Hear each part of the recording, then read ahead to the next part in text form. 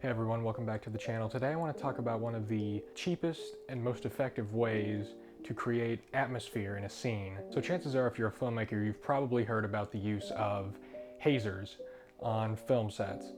And basically what hazers are these super fancy fog machines. They emit a real fine fog, essentially, that fills a room and gives off a really cinematic image. You can get these cool light beams coming in and it diffuses light really well, makes everything softer. And so I wanted to talk about that in this video and how you can achieve that look with a cheap fog machine. Of course, you're not going to get the same effect as a hazer. Hazers are about $20 and fog is a little thicker. So what we're going to do is we're going to just spray the fog a little bit and we're going to just waft it through the scene just to try to make it as less dense as possible and get that more hazy look. So this is just a cheap like $20 fog machine I got for Halloween, and I've had it sitting around forever, and I thought I'd put it to good use trying to make some cinematic images. But yeah, we're just gonna see what we can get done with this cheap fog machine.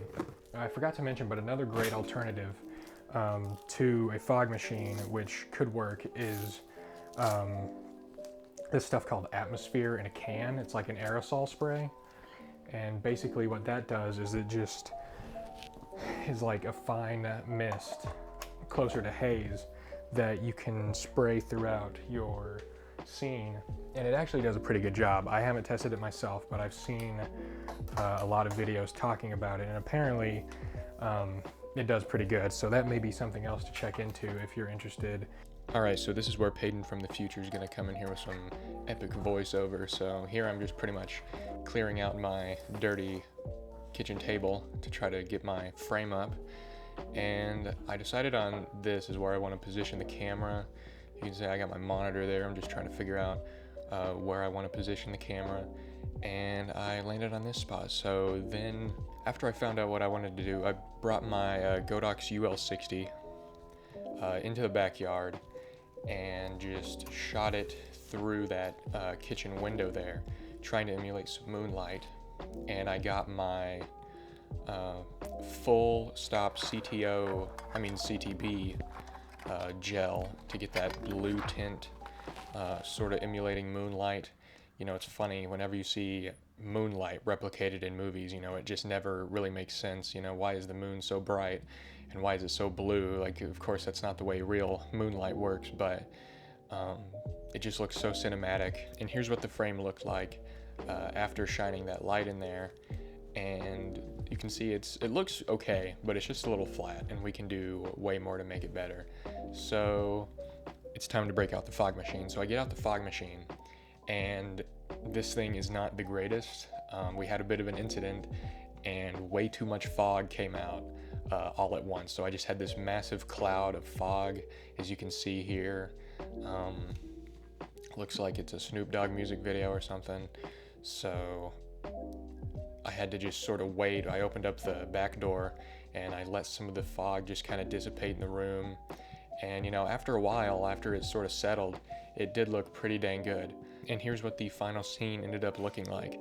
So I was actually really pleasantly surprised with how this turned out. I think it looks pretty great, pretty cinematic, and the fog and the haze, it makes a big difference in the scene, just creating depth and atmosphere.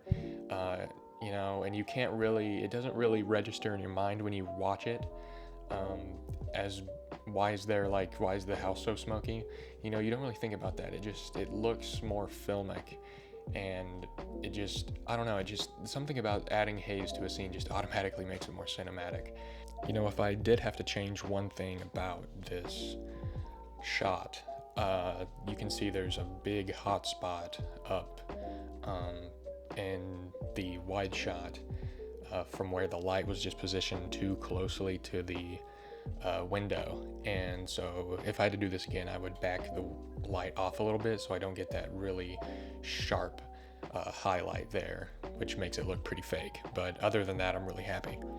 And so that's just a great tip that you can apply to your work and your cinematography. Just make sure to keep it away from areas with smoke detectors, or, you know, remove the batteries and make sure to put them back so you don't, you know, die in a fire. That would suck. But yeah, just be safe with it, you know, just add a little bit at a time. Trust me, a little bit goes a long ways. And just try to control it as much as possible, but it does end up looking super, super great. So yeah, thank you guys for watching this video, and I'll see you in the next one.